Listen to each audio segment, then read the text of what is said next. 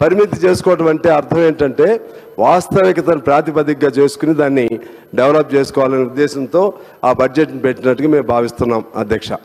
రెండోది, దాంతోపాటు ఈ నిన్న మీటింగ్ సంబంధించి మేము అందరం కూడా వెళ్ళాం అధ్యక్ష. తప్పేంటి అంటే ఏదన్నా అక్కడ 1,00,000 కోట్ల రూపాయలు బడ్జెట్తో ఉన్నటువంటి కాళేశ్వరం దెబ్బతింది, చూసి రావటం నేరమా?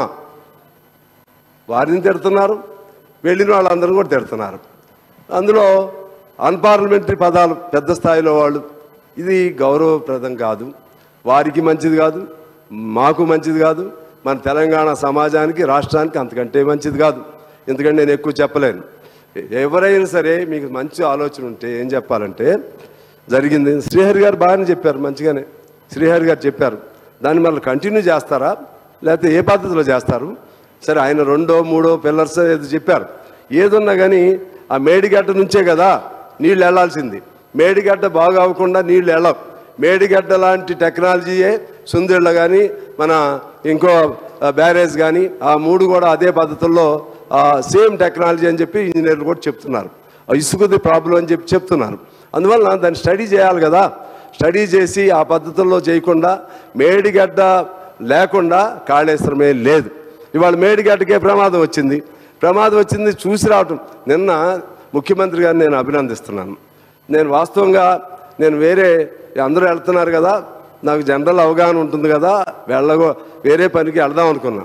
ఎందుకో అయినా మంచిది అనిపించింది. కొంతమంది వెళ్ళొద్దు అనుకుంటుంటే నన్ను కూడా ఆ ఖాతాలో వేస్తారేమో అని చెప్పి నేను వెళ్ళటం మంచిదైంది.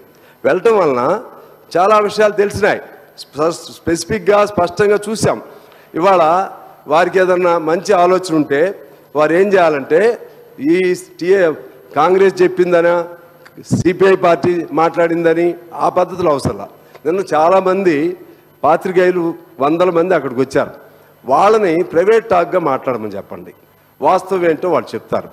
దాన్ని గేంకరించటం లేకపోతే ఇంకో పద్ధతిలో మాట్లాడటం ఇది కరెక్ట్ కాదు. ఇవాళ ఎందుకు మేము అప్పులు ఎందుకు చేశాం అంటే ఆస్తులు అంటారు. ఏం ఆస్తులు మీరు కూడగట్టారండి? కాళేశ్వరం లాంటి ఆస్తులు కూడగట్టారా? కాళేశ్వరం లాంటి ఆస్తులు అది వ్యక్తిగతమా, సమాజపరమా, లేకపోతే రాష్ట్రానికి ఉపయోగమా, రాష్ట్ర ప్రజలకు ఉపయోగమా?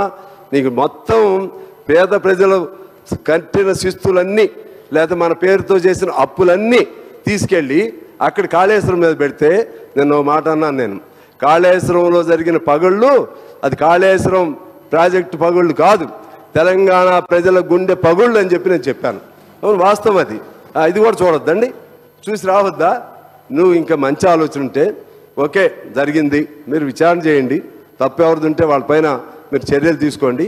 కానీ వెంటనే దాన్ని మరలా ఆ ప్రాజెక్టుని వృధా కాకుండా ఆ ప్రాజెక్టుని వాడుకలోకి ఆచరణలోకి తీసుకురండి అని సలహా ఇవ్వాలి. అటువంటి ఆలోచనే లేదు. అదేవిధంగా ఈ బడ్జెట్కి సంబంధించి ఎన్ని మాటలు అంటే జనరల్గా వింటా ఉంటే అసలు ఏం చేయాలి ఈ ప్రభుత్వం నాకైతే అర్థం కావట్లేదు. ఒక లాజికల్గా ఆలోచన చేసేటప్పుడు మరి ఏం చేయాలి, ఎలా చేయాలి, ముందుకు ఎలా వెళ్ళాలి, దానిపైన సలహాలు ఇవ్వండి. దానిపైన సలహాలు ఇవ్వకుండా నువ్వు ఎప్పుడు చస్తావు, నిన్న నువ్వు గెలిచావు కాబట్టి తొందరగా రావాలి, నువ్వు చస్తే ఆ కుర్చీలో మేము కూర్చోవాలి, ఈ ఆలోచనలు చేయకూడదు అనేది నా అభిప్రాయం అధ్యక్ష. ఎందువల్లంటే మేము మన కడియం శ్రీహరి గారు చాలా చెప్పారు.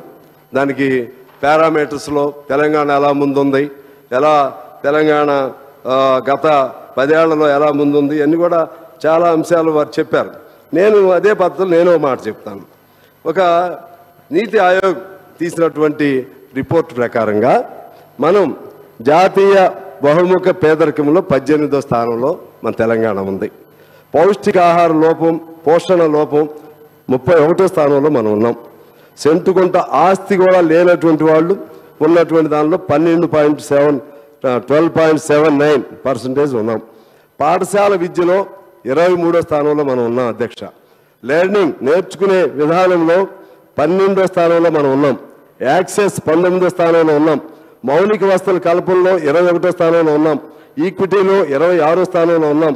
గవర్నెన్స్ ప్రాసెస్లో 26వ స్థానంలో ఉన్నాం. ఒక హెల్త్ పెర్ క్యాపిటా ఆ 2 మాత్రం 6 స్థానంలో ఉన్నాం. మరి వీటన్నిటికీ ఏం చెప్తారండి? ఈ 10 ఏళ్ల కాలంలో మేము చాలా చేసామన్నారు కదా. అసలు పేదరికంలోనే మనం 18వ స్థానంలో ఉన్నాం. పెర్ క్యాపిటా ఉంది 6వ స్థానం. పెర్ క్యాపిటా ఉన్నటువంటి అది మరి పేదరికం ఎందుకు తగ్గించలేదు? పెర్ క్యాపిటా లెక్కలు మన అందరికీ తెలుసు. ఎస్జిడిపి, జిఎస్డిపి మనకు తెలుసు. ఇవన్నీ పేదవాడి రూపాయి, పెద్దవాడి లక్ష అన్ని కలిసి లెక్కలేసేవి. ఆ లెక్కల్లో కొద్దిమంది డబ్బులే. ఇప్పుడు పెర్ క్యాపిటా ఉంది సార్. పెర్ క్యాపిటాలో నాకు 1000 రూపాయల ఆదాయం వస్తుంది, ఇంకో వాళ్ళకి 1,00,000 వస్తుంది. అన్నీ కలిపి లెక్కేస్తారు. లెక్కేసి యావరేజ్ తీస్తారు. యావరేజ్ తీస్తుంది ఎవరికి ఉపయోగం? లెక్కలుగా చూస్తానికి ఆరోగ్యదాయకంగా అనిపిస్తుంది, కానీ ప్రాక్టికల్గా పేదవాడికి అందుతుందా లేదా అది చెప్పాలి. అది చెప్పకుండా అందుకనే ఈ పేదరికం ఇక్కడ ఇలాగే ఉంది. పేదరికం అలాగే ఉంది. పెర్ క్యాపిటాల్ మాత్రం 6th ప్లేస్లో ఉన్నాం మనం. అందువలన మీరు జిఎస్డిపి కూడా అదే పరిస్థితి అధ్యక్ష. జిఎస్డిపిలో కూడా మనం అప్పుడప్పుడు మన జాతీయ జీడిపి కంటే మనం బాగున్నట్టు కనపడతాం. అది దేశంలోనే అదే ప్రాబ్లం, రాష్ట్రంలో కూడా అదే ప్రాబ్లం. ఆ విధంగా ఆ లెక్కలు కేవలం ఆ లెక్కల ద్వారా మనం ధనిక రాష్ట్రమా పేద రాష్ట్రమా ఇటువంటి లెక్కలు వేసి ప్రాక్టికల్గా ఈ రాష్ట్రంలోనూ ఈ దేశంలోనూ పేదవాళ్ళకి అన్యాయం చేసేటువంటి పద్ధతుల్లో ఈ ప్రభుత్వాలు బడ్జెట్లు రూపకల్పనలు ఉన్నాయని చెప్పి నేను భావిస్తూ ఉన్నాను అధ్యక్ష. అదేవిధంగా ధనిక రాష్ట్రమా పేద రాష్ట్రమా దేన్ని బట్టి లెక్కేస్తారు అధ్యక్ష? నాకు పోయినసారి రోసే గారు ఉన్నారు అప్పుడు ఆర్థిక శాఖ మంత్రిగా.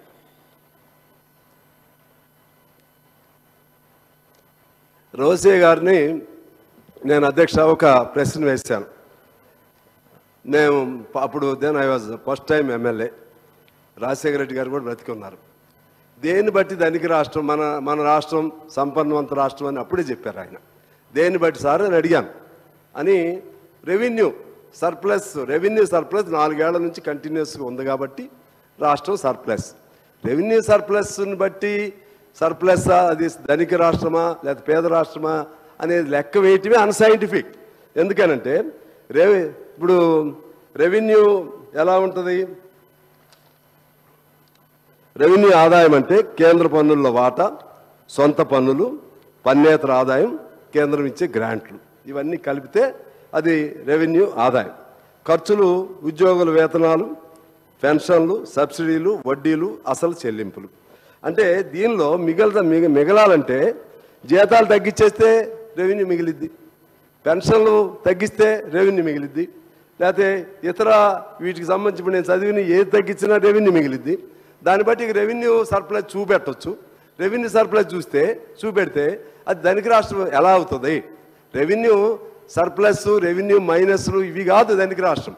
ధనిక రాష్ట్రం అంటే ఆ రాష్ట్రంలో ఉన్నటువంటి ప్రతి పేదవాడికి కూడా ఈ బడ్జెట్ ఫలితాలు ప్రతి చివరి మనిషికి కూడా అందుతున్నాయా లేదా అనేది దాన్ని బట్టి అది ధనిక రాష్ట్రమా పేద రాష్ట్రమా అనే అర్థం అవుతుంది అధ్యక్ష. ఇవాళ ఒక జనరల్ ఒక నానుడి మనం వింటా ఉన్నాం. భారతదేశం సంపన్న భారతదేశం, పేద భారతదేశం, 2 దేశాలు ఉన్నాయి. ఒక with in the same country we have 2 countries. ధనిక దేశం, పేద దేశం. అలాగే నా దృష్టిలో ధనిక తెలంగాణ, పేద తెలంగాణ, ధనిక రాష్ట్రం, పేద రాష్ట్రం. నేను ఎందుకు చెప్తున్నానంటే ఉన్న వాళ్ళ దగ్గర కొద్దిమంది దగ్గర ఉన్నాయి, లేని వాళ్ళు నేను తర్వాత లెక్కలు చెప్తాను మీకు, ఎక్కువ టైం కూడా తీసుకోను. లేని వాళ్ళ పరిస్థితి ఏంటి? ఉన్న వాళ్ళని చూసి తలసరి ఆదాయాలు లేదా ఎస్జిడిపిలు, జిఎస్డిపిలు వీటిని చూసే లెక్కలేస్తే అసలు పేదరికం అక్కడే ఉంటుంది. మనం చూసాం అప్పుడు నిజాం నవాబు కాలంలో. నిజాం నవాబు ప్రపంచంలోనే అత్యంత కుబేరుడు. కానీ ఆ కాలంలో ఏంటి అధ్యక్ష? వెట్టి బానిసలు కూడా ఉన్నారు. వెట్టి బానిసలు కూడా లక్షలాది మంది ఉన్నారు. అందుకే తెలంగాణ సాయుధ పోరాట యుద్ధం జరిగింది. ఆ పరిస్థితి ఇప్పుడు ఇవాళ కనపడతా ఉంది. ఇవాళ కొత్త రకం నిజాములు ఉన్నారు, కొత్త రకం మాఫియాలు ఉన్నారు, కొత్త రకం జమీందారులు ఉన్నారు, కొత్త రకం జాగీర్దారులు ఉన్నారు. అంతా కొత్త రకం, అంతా మాఫియాల మయం. ఉన్న వాళ్ళ ఆస్తులన్నీ వాళ్ళ దగ్గర ఉన్నాయి. పేదవాడి పరిస్థితి అలాగే ఉంది. కాకపోతే ఇంతకుముందు 2 జతలు బట్టలు వేసుకునేవాడు ఇప్పుడు 4 జతలు బట్టలు వేసుకోవచ్చు. కానీ పేదరికంలో మార్పు లేదు. ఎక్కడి నుంచి మరి ఎట్లా దీన్ని ఎలా ఎలిమినేట్ చేయాలి ఈ పేదరికాన్ని? దానికంటే దాని కొత్త సిస్టమ్ అవసరం ఉంది. ఇప్పుడు ఇక్కడ మన రాష్ట్రానికి సంబంధించి ఇవాళ ఈ అప్పులు ఉన్నాయి, దీన్ని ఎలా తీరుస్తారు? ఈ బడ్జెట్లో ఈ డబ్బులు ఎలా సమకూర్చుకుంటారు? 50,000 కోట్లు అప్పు చేస్తున్నారు. మళ్ళా దీన్ని ఎలాగ ఇటువంటి అనేక ప్రశ్నలు వస్తాయి. దీనికి పరిష్కారం రాజశేఖర రెడ్డి గారు నేను పోయినసారి కూడా చెప్పాను. రాజశేఖర రెడ్డి గారు అన్ని శాచ్యురేషన్ తీసుకెళ్ళాడు.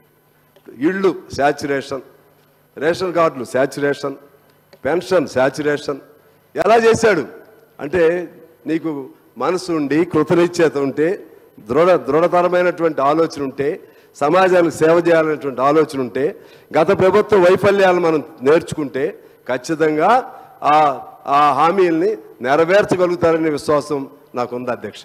దానికి సంబంధించి నేను నాకున్న దీనిలో ఒక వర్కౌట్ చేయటం జరిగింది. ఎలా చేయగలుగుతారని ఒక నమ్మకం ఉందంటే, ఇప్పుడు అధ్యక్ష మొత్తం గ్యారంటీస్ అన్నీ టోటల్గా ఇప్పుడు వీళ్ళు ప్రవేశపెట్టినవి కాదు. కొన్ని ఆ కొత్త గ్యారంటీస్ అంటే 2,500 మహిళలకి అట్లా ఉండొచ్చు. కానీ ఎక్కువ భాగం ఏంటంటే ఇంతకుముందు ప్రభుత్వాలు నడుపుతున్న వాటి మీద పెంచుతున్నారు. ఇప్పుడు రైతు బంధు ఉంది. రైతు బంధు ఇంతకుముందు 10,000 2 పంటలు కలిపి, ఇప్పుడు 15,000 చేశారు.